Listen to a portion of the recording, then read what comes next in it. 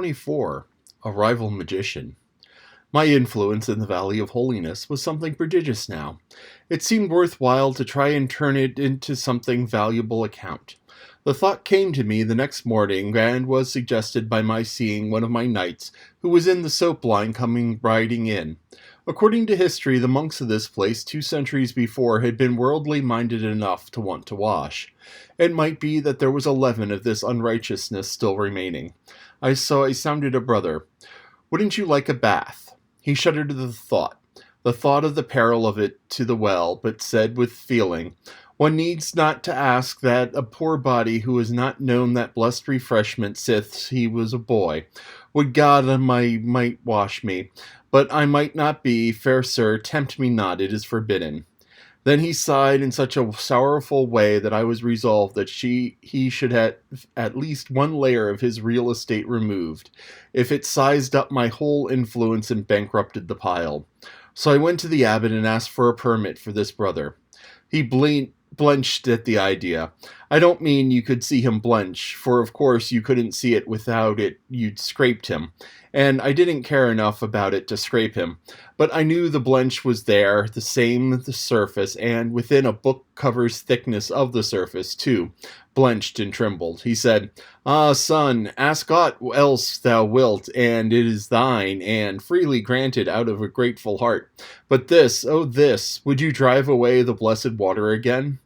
"No, father, I will not drive it away. I have mysterious knowledge which teaches me that there was an error at the other time when it was thought that the institution of the bath banished the fountain." A large interest began to show up in the old man's face. "My knowledge informs me that the bath was innocent of the misfortune, which was caused by another sort of sin." These are brave words, but right welcome, if they be true. "They are true indeed. Let me build the bath again, father. Let me build it again, and the fountain shall flow forever."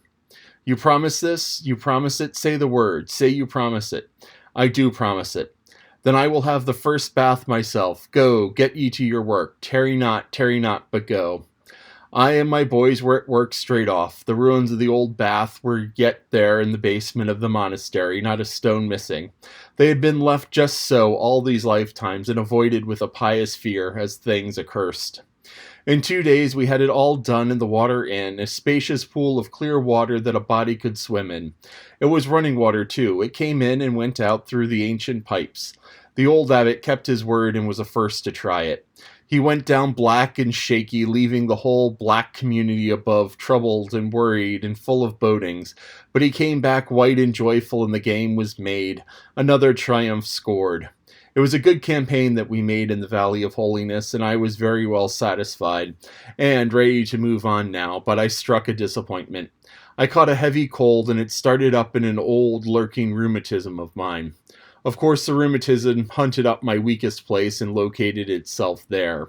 This was the place where the abbot put his arms around me and mashed me.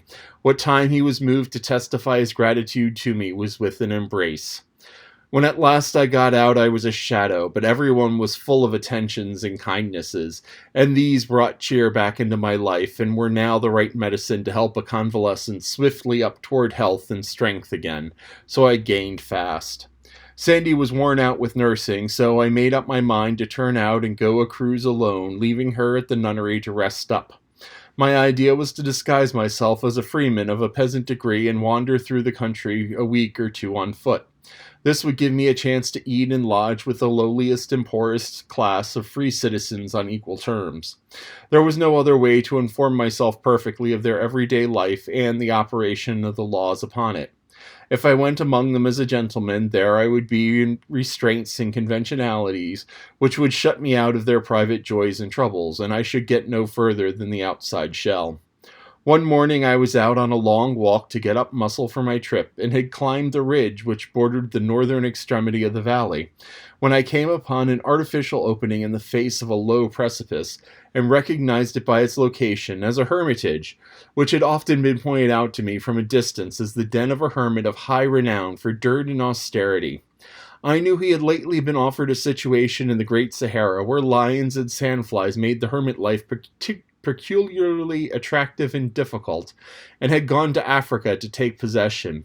So I thought I would look in and see how the atmosphere of this den agreed with its reputation. My surprise was great. The place was newly swept and scoured. Then there was another surprise. Back in the gloom of the cavern, I heard the clink of a little bell, and then this exclamation. "Hello, Central. Is this you, Camelot? Behold, thou mayst glad thy heart, and thou hast faith to believe the wonderful, when it cometh in unexpected guise, and make itself manifest in impossible places. Here standeth in the flesh his mightiness the boss, and with thine own ears thou shalt hear him speak." Now what radical reversals of things was this? What a jumbling together of extravagant incongruities. What a fantastical conjunction of opposites and irreconcilables. The home of the bogus miracle became the home of a real one. A den of a medieval hermit turned into the telephone office. The telephone clerk stepped into the light, and I recognized one of my young fellows. I said, "How long has this office been established here, Ulfius?" "But since midnight, fair Sir Boss, and it please you. We saw many lights in the valley, and so judged it well to make a station. For what there were so many knights be need, they must indicate a town of goodly size." "Quite right. It isn't a town in the customary sense, but it's a good stand anyway. Do you know where you are?" "Of that I have had no time to make inquiry, for whereas my comradeship moved hence upon their labors, and leaving me in charge, I got me to needed rest, purposing to inquire when I waked, and report the place's name to Camelot for the record." "Well, this is the Valley of Holiness." It didn't take, he didn't start it at the name, as I had supposed he would. He merely said, "I will so report it." "Why, the surrounding regions are filled with the noise of late wonders that have happened here. You didn't hear of them? Ah, you will remember we move by night and avoid speech withal. We learn not but that which we get by the telephone from Camelot." "Why, they know all about this thing. Haven't they told you anything about the great miracle of the restoration of the Holy Fountain?" "Oh, that. Yes, indeed, but the name of this valley doth wonderfully differ from the name of that one. Indeed, to differ wider were not possible. What was that name, then?" "The Valley of Hellishness." "That explains it. Confounded telephone, anyway. It is the very demon for conveying similarities of sound that are miracles of divergence from similarities of sense. But no matter, you know the name of the place now. Call up Camelot." He did it, and had Clarence sent for. It was good to hear my boy's voice again. It was like being home. After some affectionate interchanges and some account of my late illness, I said, "What is new?" "The king and queen and many of the court do start even in this hour to go to your valley to pay pious homage to the waters ye have restored, and cleanse themselves of sin, and see this place where the infernal spirits spouted true hell flames to the clouds. And ye listen sharply, ye may hear me wink, and hear me likewise smile a smile. Sith 'twas I that made selection of those flames from out of our stock, and sent them to you by order. Does the king know the way to this place? The king? No, nor any other in his realms, mayhap. But the lads that help you with your miracle will be his guide and lead the way, and appoint the places for the rests at noons and sleeps at night. That will be different here. That will bring them here when? Mid-afternoon or later the third day. Anything else in the way of news? The king hath begun the raising of the standing army, and ye suggested to him. 1 regiment is complete and officered. The mischief! I wanted a main hand at that myself. There is only one body of men in the kingdom that are fitted to officer a regular army.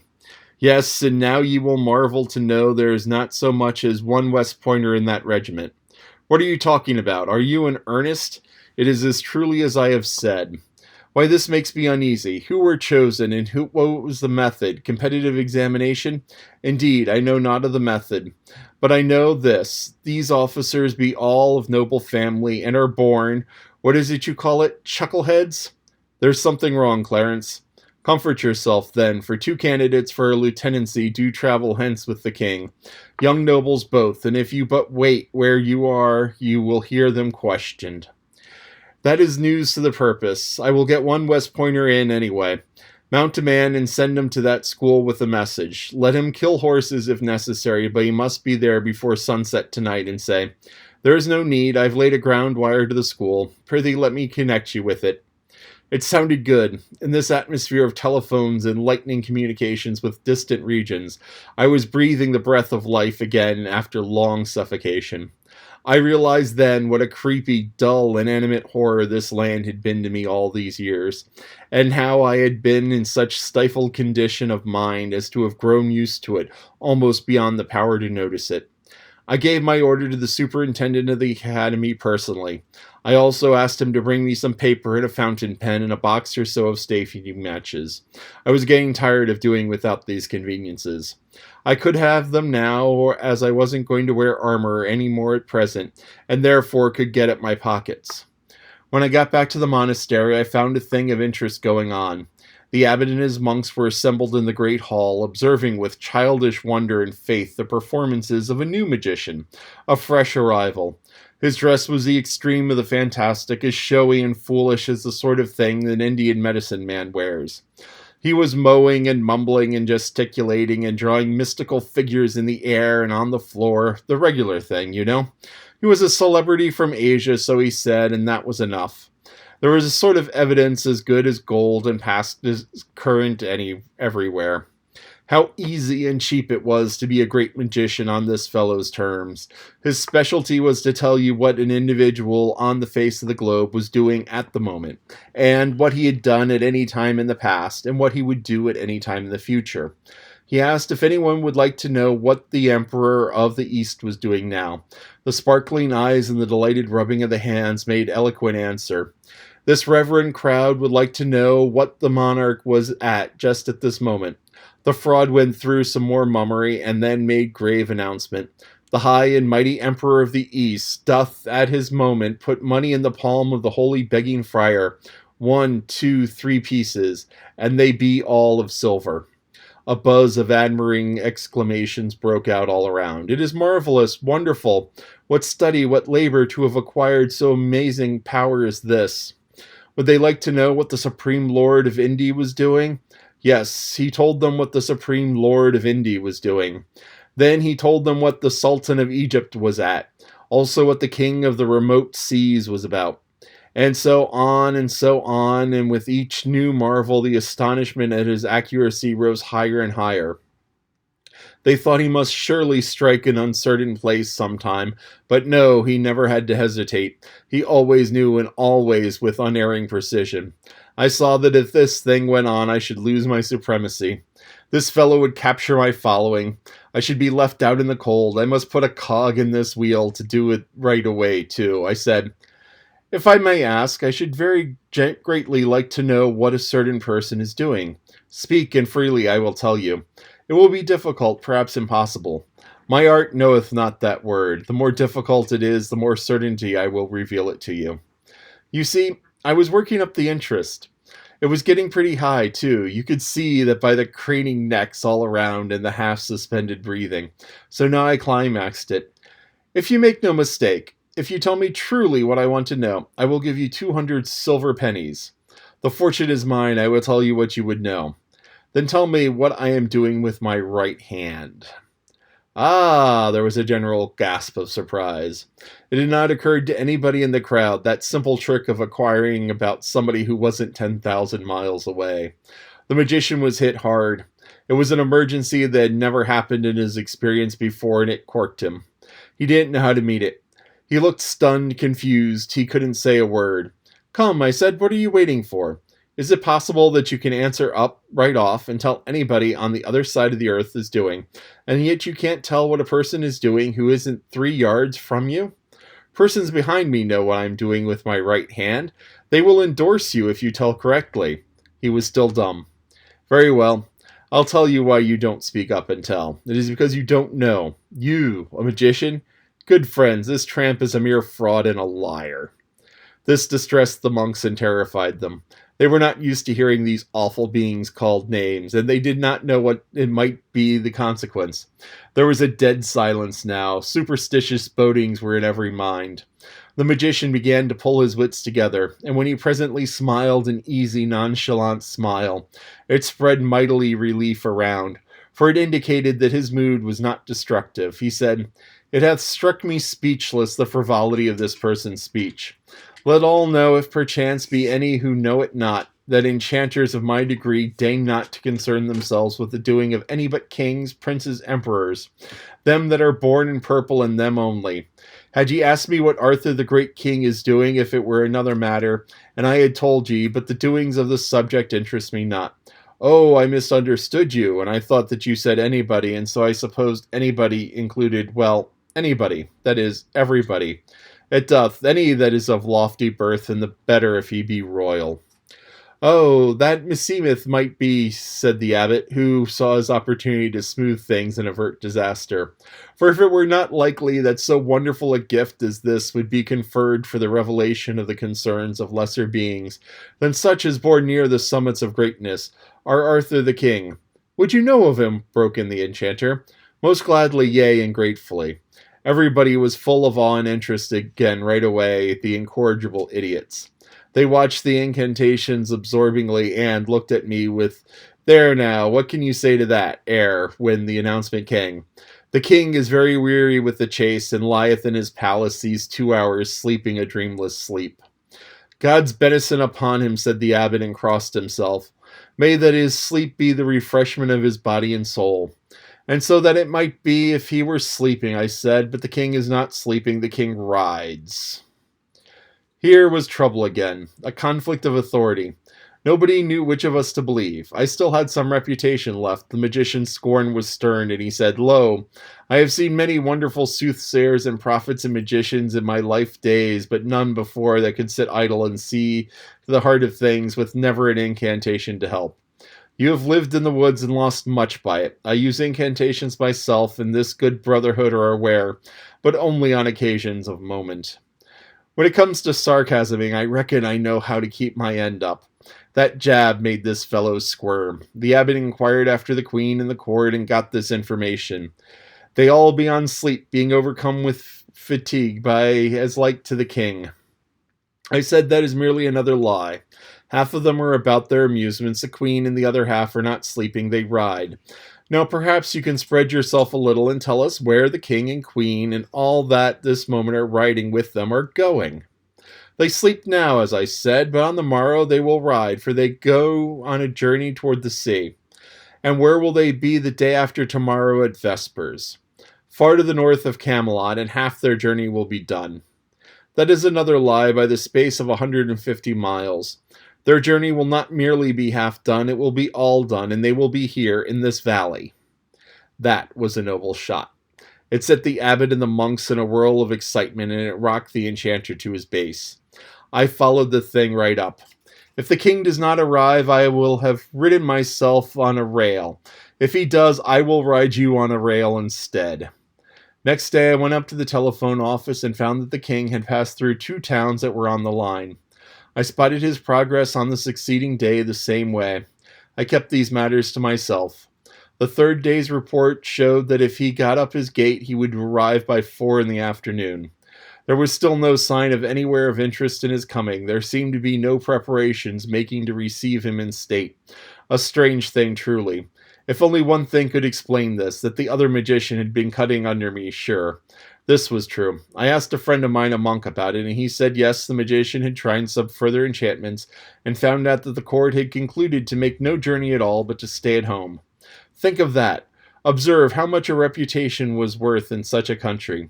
These people had seen me do the veriest showy bit of magic in history, and the only one within their memory that had a positive value, and yet here they were, ready to take up with an adventurer who could offer no evidence of his power but his mere unproven word.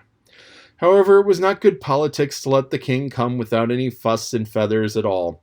So I went down and drummed up a procession of pilgrims and smoked out a bunch of hermits and started them out at 2 o'clock to meet him. That was the sort of state he arrived in. The abbot was helpless with rage and humiliation when I brought him out on a balcony and showed him the head of state marching in, and never a monk on hand to offer him welcome, and no stir of life or clang of joy bell to glad his spirit. He took one look and then flew to rouse out his forces. The next minute, the bells were dinning furiously, and the various buildings were vomiting monks and nuns who went swarming in a rush toward the coming procession. And with them went that magician. He was on a rail too by the abbot's orders, and his reputation was in the mud, and mine was in the sky again. Yes, a man can keep his trademark current in such a country, but he can't sit around and do it. He has to be on the clock and attending to business right along.